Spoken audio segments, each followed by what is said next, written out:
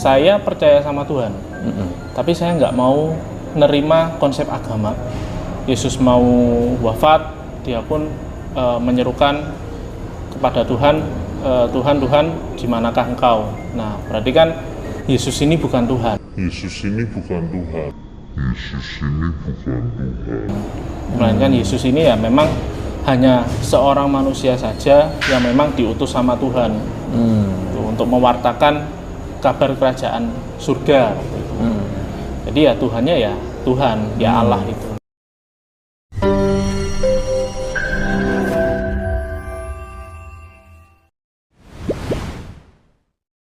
Bismillahirrahmanirrahim. Assalamualaikum warahmatullahi wabarakatuh.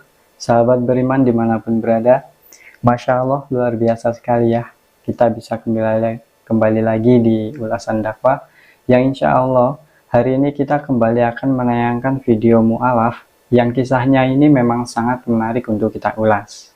Kali ini saya akan mereaksi sebuah video kesaksian mu'alaf yang saya ambil dari channel Hidayatullah TV, di mana di dalam video tersebut terdapat mu'alaf. Beliau adalah Bapak Agato Haryadi. Bapak Agato bersyahadat di akhir tahun 2022. Jadi hampir setahun beliau menjadi muslim. Dan sekarang beliau masih mengikuti pembinaan mu'alaf di Yayasan Al-Falah Surabaya. Beliau dulu adalah penganut agama Katolik, dibesarkan oleh keluarga yang beragama Katolik, dan alasan mengapa beliau menjadi seorang mu'alaf karena beliau tidak nyaman dengan konsep ketuhanan yang beliau imani saat itu. Pada video kali ini beliau akan menceritakan kisah perjalanan beliau mengapa beliau menjadi seorang mu'alaf.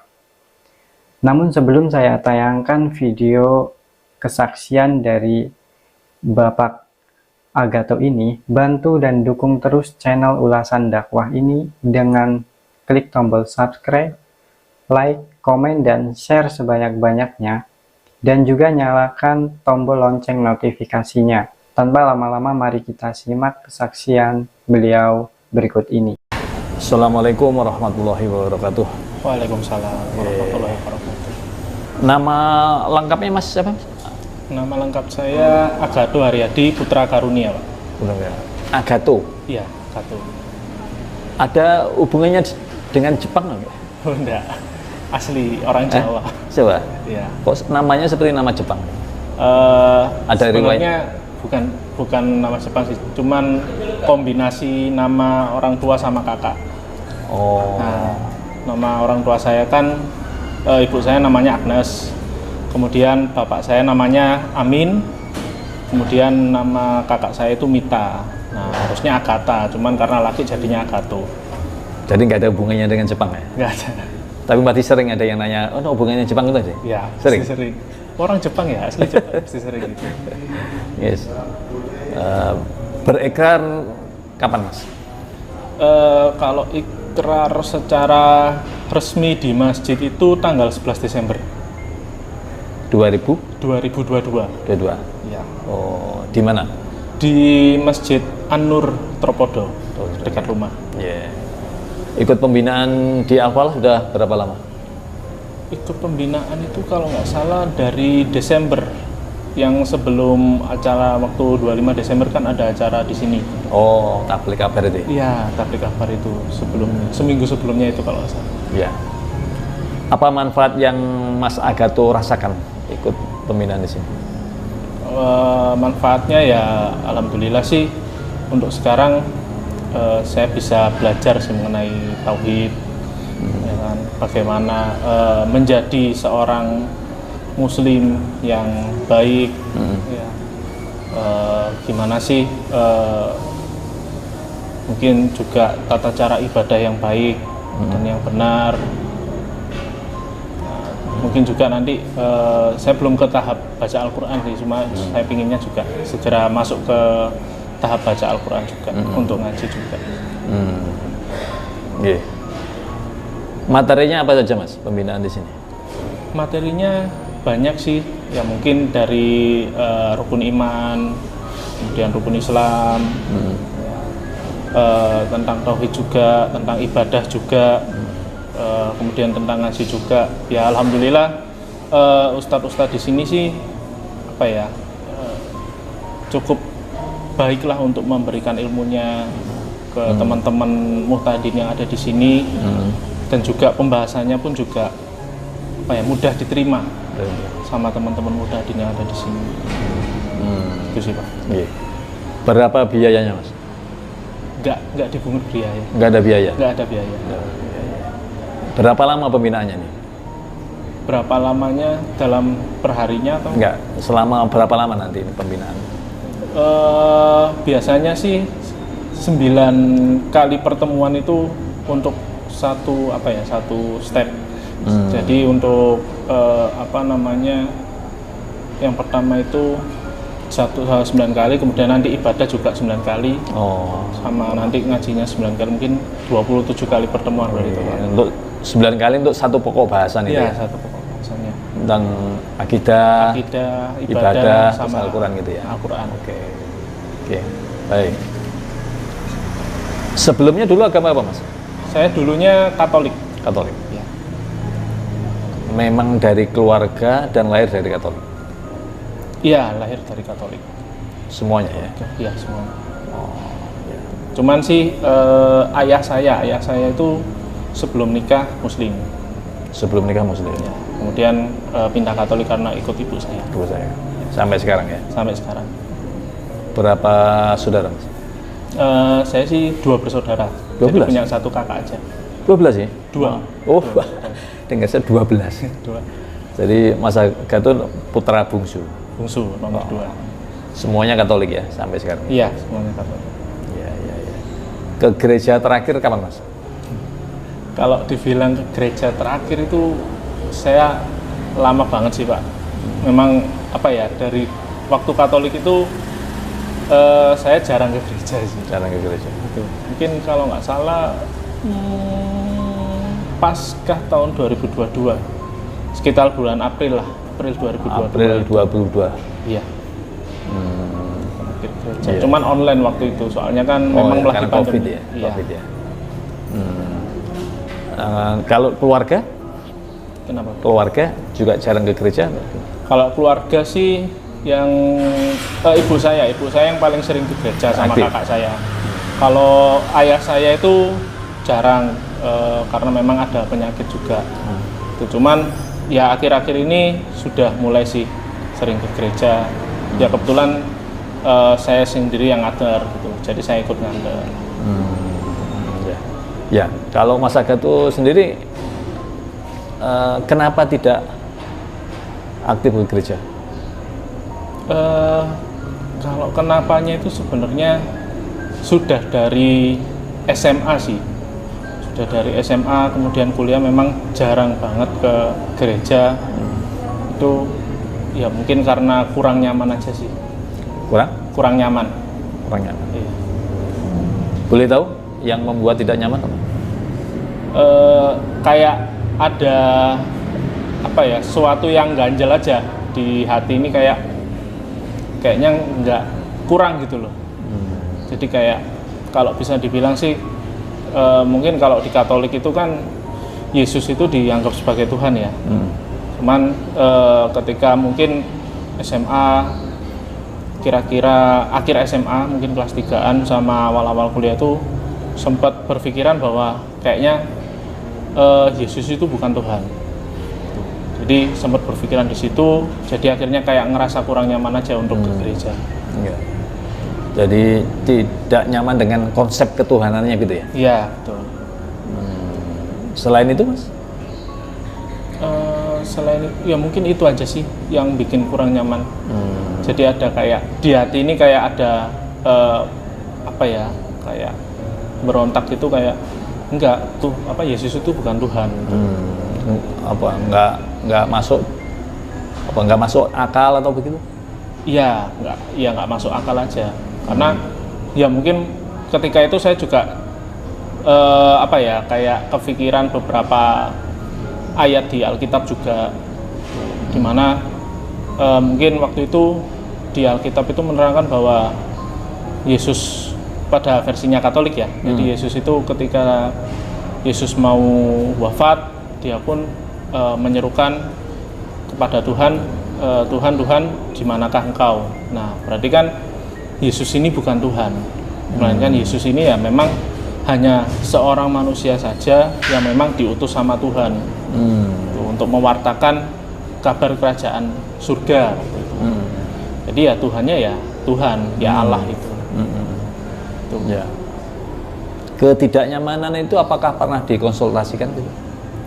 Mungkin ke pendeta, ke orang tua, ke teman-teman yang lebih atau kalau konsultasi sih enggak pernah sih. Enggak pernah. Jadi saya nyari sendiri malah. Nyari sendiri. Bukan sendiri. Misalnya karena kamar saya tidak nyaman, tidak paham lagi, mungkin tanya ke pendeta atau tanya ke senior atau ke orang tua atau ke mana gitu untuk mendapatkan penjelasan soal itu. Ya, pernah sih mungkin sesekali itu tanya ke ibu saya. Ya jawabannya ya cuma satu, ya udah itu yang memang kita imani. Gitu. Ya kalau di konsepnya di Katolik kan memang ada Tritunggal Maha Kudus ya. Atau Trinitas lah. Trinitas orang-orang tahu. Ya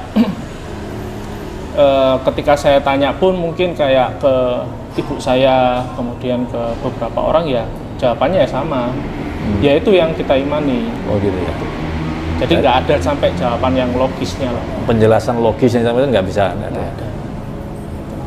Lalu berusaha mencari sendiri. Ya. Proses gitu. Ya. SMA-nya mana Mas? Saya SMA di IPIM Surabaya, depannya Menur. Pendidikan terakhir? S1 di Stesia. Stesia ya. Oke. Aktif di sekolah minggu begitu waktu kecil? Kalau sekolah minggu dulu sih waktu SD. Waktu SD saya aktif di sekolah minggu, kemudian sampai mungkin kelas 2 SMP itu saya aktif sebagai misdinar atau putra-putri altar. Putra-putri altar. Ya, itu saya aktif. Kemudian udah lama nggak aktif.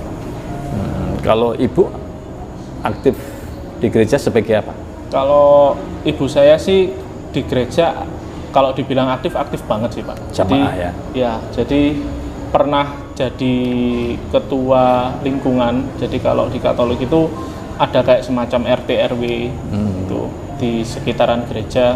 Nah ibu saya itu sempat jadi ketua lingkungan juga, pernah jadi si pendidikan juga. Jadi kalau dibilang aktif, ibu saya itu memang paling aktif kalau di keluarga. Sampai sekarang ya? Sampai sekarang. Baik. Itu jaraknya lama ya antara rasa tidak nyaman sampai kemudian menemukan bersahadat itu lama ya? Iya, lumayan lama. Nah itu masa-masa itu gimana? Ini kan di Katolik nggak nyaman, cuma belum juga menemukan Islam. Akhirnya gimana itu?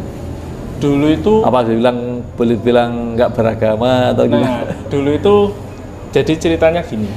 Saya itu sempat kecewa dengan konsep agama. Ya, kecewa dengan konsep agama. Terutama sih waktu itu kalau nggak salah tahun 2014. Waktu zaman pemilu. Nah itu kan benar-benar ngeri yang namanya politik agama. Ya. Nah itu saya sempat agama itu harusnya nggak kayak gini. Ya oke sih, mungkin agama dan politik itu mungkin bisa bersatu. Cuman kayaknya waktu itu terlalu ngawur juga sih menurut saya pribadi. Nah, jadi pada saat itu akhirnya saya memutuskan saya percaya sama Tuhan, tapi saya nggak mau nerima konsep agama apapun. Ya, waktu itu. Ya, memang waktu itu memang saya masih menjalankan sih sebagai orang. Waktu itu masih apa ya? SMA, kuliah? SMA akhir mau kuliah. Akhir. Masa-masa pencarian ya. Iya. Agnostik istilahnya. Iya, bisa dibilang agnostik. Percaya Tuhan tapi nggak mau agama. Nggak mau agama. Kalau ateis kan agama nggak mau, Tuhan juga nggak mau. Jadi agnostis ya. Iya. Ya bisa dibilang agnostik sih. Oke sahabat beriman semuanya, jadi Bapak Agato ini saat memeluk agama Katolik, beliau merasa tidak nyaman dengan konsep ketuhanan yang beliau imani saat itu ya. Dan beliau merasakan keraguan apakah Yesus itu benar-benar Tuhan. Ada ayat di dalam Alkitab yang membuat Bapak Agato ini menjadi ragu, yakni di mana Yesus yang akan wafat itu, beliau berseru mencari Tuhannya untuk meminta perlindungan dan pertolongan. Secara logika, mengapa Yesus meminta perlindungan yang katanya dialah Tuhan, tetapi masih meminta perlindungan kepada Tuhan yang lainnya? Jadi, kalau menggunakan logika, mengapa beliau mencari pertolongan dan perlindungan, sedangkan beliau ini adalah Tuhan? Bukankah sifat daripada Tuhan ini, dia adalah maha kuasa, maha besar, maha segalanya. Artinya karena Yesus meminta pertolongan, tentu saja Yesus sendiri tidak maha kuasa dan tidak maha segalanya. Karena beliau masih mencari Tuhan untuk meminta perlindungan dan pertolongan. Bagaimana kelanjutannya? Mari kita simak kembali videonya. Apa yang kemudian terjadi di itu, Mas Agato, dalam posisi agnostis itu? Ya, waktu agnostik sih mungkin yang saya rasakan ya biasa aja sih. Jadi kayak ya hidup biasa aja. Biasa, ya cuman tetap saya percaya sih Tuhan itu ada. Terus juga percaya bahwa kuasanya Tuhan itu ya ada lah. Selalu ada dalam hidup saya juga. Nah, kemudian mungkin sekitaran tahun 2020 sih, itu kayak ngerasa bahwa ada yang kosong lah. Ya, ada yang kosong, maksudnya mungkin saya dengan hubungan dengan manusia ya, dengan ciptaannya Tuhan itu juga ya mungkin sudah baik, tapi kenapa kok hubungan saya sama Tuhannya nggak baik? Itu yang saya rasakan pada saat itu. Dan akhirnya kebetulan kan saya juga sering lihat YouTube. Nah, YouTube itu dulu saya paling sering itu lihat Majelis Lucu Indonesia. Majelis Lucu Indonesia. Majelis Lucu itu. Ya, itu isinya stand up comedy. Ya, kebetulan waktu itu memang lagi kolaps sama namanya Habib Ja'far. Habib Ja'far, ya. Ulama muda itu ya? Ya, ulama muda itu. Nah, kemudian saya dengerin, saya lihat, saya sering lihatlah konten-konten mereka yang collab sama Habib Ja'far. Itu kok kayak bagus, maksudnya penyampaiannya kok adem gitu. Jadi yang awalnya saya nggak suka sama konsep agama, ketika ini ngelihat konten tersebut, itu kayak ngerasa ya agama itu harusnya ada sih. Sebagai agama itu kan sebagai petunjuk. Ya, agama itu perlu jalan, gitu ya. Iya. Sebagai pegangan itu. Iya, itu sebagai pegangan kita buat menuju Tuhan lah istilahnya waktu itu. Nah, cuman memang saya sih masih belum ngerasa nyaman di Katolik waktu itu. Nah, akhirnya sering sekali waktu itu, mulai dari 2020, 2021 ngikutin kontennya Habib Ja'far. Dakwah-dakwahnya beliau ya saya rasa sih juga ya cukup bagus dan bisa diterima di logika juga. Gitu. Nah, kemudian 2022 itu saya sempat agak longgar dalam mungkin pencariannya dan segala macam, agak longgar. Kemudian sekitar bulan Oktober November saya aktif lagi nih, nyari lagi mana sih yang nyaman buat saya. Lalu saya nggak hanya ke Habib Ja'far lagi, jadi ke beberapa ustadz, beberapa ulama yang ada di YouTube. Saya sering lihat kayak Mbah Nun, kemudian juga ada Gus Baha, kemudian ada juga Buya Yahya, sama yang terakhir itu kayak ada Ustadz Adi Hidayat. Nah, itu saya ngelihat konten-kontennya beliau itu kayak bagus lah, adem gitu. Ya itu akhirnya saya juga mulai belajar lebih dalam lagi terkait Islam. Kemudian saya juga sempat download Al-Quran di HP. Kemudian saya juga pada saat itu kan juga masih belum bisa baca baca Arabnya. Kemudian saya lihat terjemahannya. Dan menurut saya ya ini petunjuknya gitu. Maksud saya semua petunjuk dari Allah itu sudah ada dalam Al-Quran. Gimana kita menjadi seorang manusia yang baik sama ciptaannya Allah, dan juga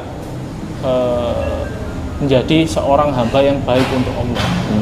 Semuanya udah ada di Al-Quran.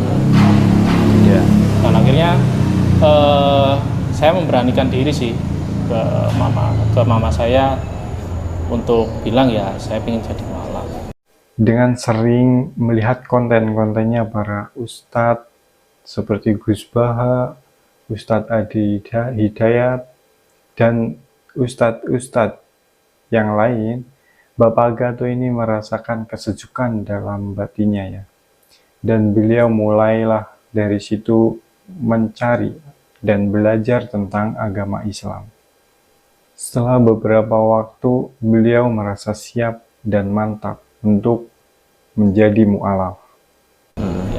Ya memang awalnya agak kaget mungkin ya, kaget. Wajar terus, ya. Ya agak kaget. Cuman alhamdulillahnya sih orang tua saya support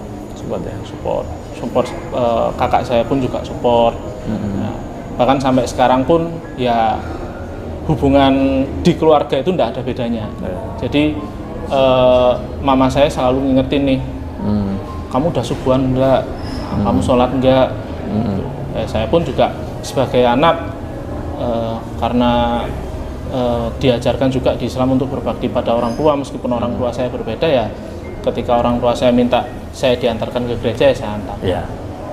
Itu sih Pak mungkin. Adab-adabnya ya. Ya. Adab-adabnya. Ya. Ketika masa pencarian itu Mas, reaksi keluarga gimana? Maksudnya nggak pernah ke gereja? Ya, waktu nggak pernah ke gereja itu memang ibu saya sih agak marah lah. Kalau ke gereja gini. Cuman kan beberapa 2 tahun ke belakang itu kan memang lagi pandemi. Oh iya. Jadi gerejanya juga online. Jadi ya nggak mempermasalahkan juga sih gereja. Nah, ketika mulai belajar Islam itu gimana keluarga? Samain sembunyi-sembunyi atau terang-terangan atau gimana? Kalau belajar dengerin dakwahnya juga biasanya di kamar sih saya. Pakai headset itu ya, ada yang tahu. Iya betul. Jadi nggak ada tanya yang tahu berarti? Waktu saya belajarnya, nyari-nyarinya. Masih pencarian lalu mulai menemukan Islam, mulai belajar, jadi nggak ada yang tahu. Nggak ada yang tahu sih. Dan Mas Agato juga tidak memberitahu. Iya. Cuman waktu memang saya sudah mantap, baru menyampaikan. Baru menyampaikan. Ya. Jadi mulus Mas ya? Alhamdulillah. Alhamdulillah mulus ya. Apa reaksi atau apa tanggapan teman-teman? Ya.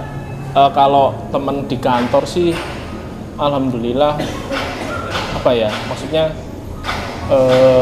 positif lah.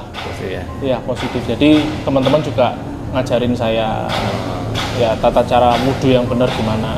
Kemudian pada waktu awal kan saya memang untuk masalah sholat masih belum bisa. Nah, kemudian diajarin bacaan-bacaannya, didownloadkan juga. Ini ada aplikasi nih buat tuntunan sholat. Nah, kebetulan waktu itu kan saya masih belum join di Muhtadin sini.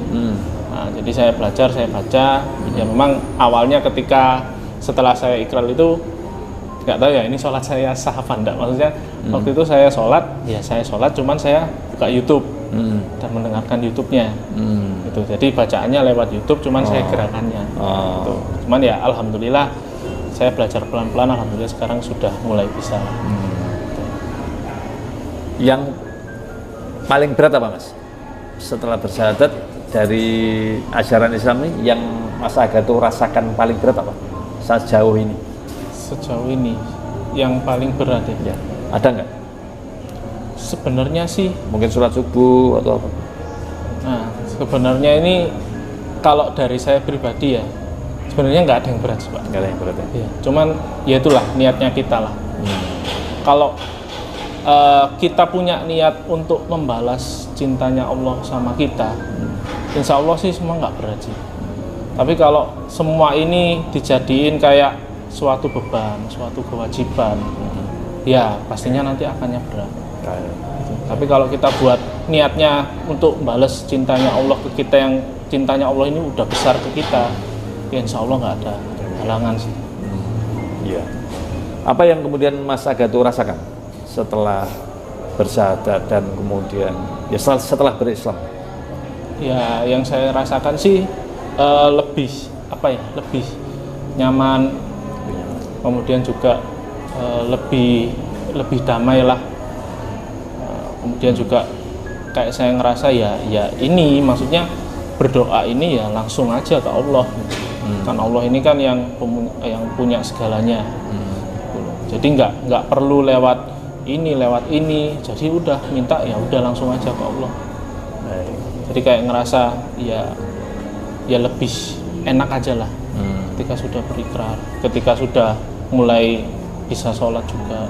Ya. Baik. Ya, sebelum ke Islam tadi kan tidak nyaman dengan ke Katolik ya? Iya. Apakah langsung ke Islam atau sempat belajar yang lain? Enggak sih, jadi saya tuh langsung belajar ke Islam sih. Ya. Memang kebetulan juga sih, teman-teman saya kan kebanyakan Muslim. Kemudian keluarga dari papa itu juga Muslim, dan kebetulan yang sebenarnya yang membuat saya mantep menjadi pindah ke agama Islam menjadi seorang mualaf itu ketika saya lihat konten di TikTok kalau nggak salah. TikTok. Ya, itu tata caranya sembayangnya orang Katolik Ortodok. Oh, Syria. Iya, Ortodok Syria ya. Ortodok bagian daerah-daerah Rusia dan segala macam itu hampir mirip seperti Muslim. Ya. Ortodok Syria. Iya. Oh itu. Jadi saya melihat kalau nggak salah di konten tersebut itu orangnya bilang bahwa ya yang Yesus lakukan itu adalah seperti ini. Ketika dia mau berdoa, dia bersuci dulu. Ya bersucinya hampir sama kayak orang Muslim ketika wudhu. Kemudian juga tata sembayangnya, ada sujudnya, ada rukuknya. Ya. Jadi ketika itu akhirnya saya mantepnya, oh ya udah saya ingin jadi mualaf. Apa yang membuat mantep Mas, untuk melihat TikTok itu? Yang membuat itu tata cara ibadahnya, bahwa ibadah ke Allah itu ya rukuk, ya sujud. Kemudian juga sebelum kita ibadah itu kita menyucikan diri. Kalau Muslim kan juga berwudu. Ya akhirnya kayak oh ya ini cara buat beribadah lah, cara untuk berdoa sama Tuhan itu yang benar yang kayak gini. Kita bersuci dulu, kemudian kita berdoa, kita sujud, kita ruku. Kan kita sujud itu menandakan bahwa kita ini hambanya Allah. Itu sih Pak, kurang lebihnya. Ya. Jadi sekarang sudah yakin ya bahwa Islam adalah agama yang Yakin 100% Islam. Agama yang benar satu-satunya. Iya. Insyaallah. Baik, Mas Agato. Inti ceritanya sudah dapat, perjalanannya Masya Allah, mudah-mudahan menjadi inspirasi. Amin. Dan menjadi kebaikan kita bersama. Masya Allah, alhamdulillahirrabbilalamin ya, mudah-mudahan menjadi inspirasi dan menjadi kebaikan kita bersama. Oke, sahabat beriman dimanapun berada, karena ketidaknyamanan konsep ketuhanan yang saat itu Bapak Agato imani, dan beliau merasakan ketidaklogisan ya, konsep-konsep yang beliau imani pada waktu itu ya. Jadi sempat berpikiran bahwa beliau tidak percaya dengan konsep ketuhanan di semua agama. Tetapi beliau masih percaya bahwa Tuhan itu ada, ya. Dan awal mula ketertarikan beliau terhadap Islam adalah ketika beliau mendengar kajian-kajian dan menonton kajian-kajian dalam channel YouTube para ulama, dan beliau juga berlatih membaca Al-Quran terjemah yang beliau download di teleponnya, ya. Dari situlah beliau banyak mendapat informasi mengenai Islam. Hal tersebut membuat Bapak Agato ini tambah yakin bahwa agama Islamlah yang akan membawa beliau menuju jalan yang lurus. Hal tersebut membuat beliau mantap untuk menjadi seorang mu'alaf. Oke sahabat beriman semuanya, demikianlah video kisah kesaksian dari Bapak Algato. Semoga kisah ini memberi manfaat dan semoga Bapak Algato ini bisa istiqomah, selalu diberi kemudahan oleh Allah Subhanahu wa Ta'ala untuk mencari atau belajar ketauhidan ilmu-ilmu agama Islam.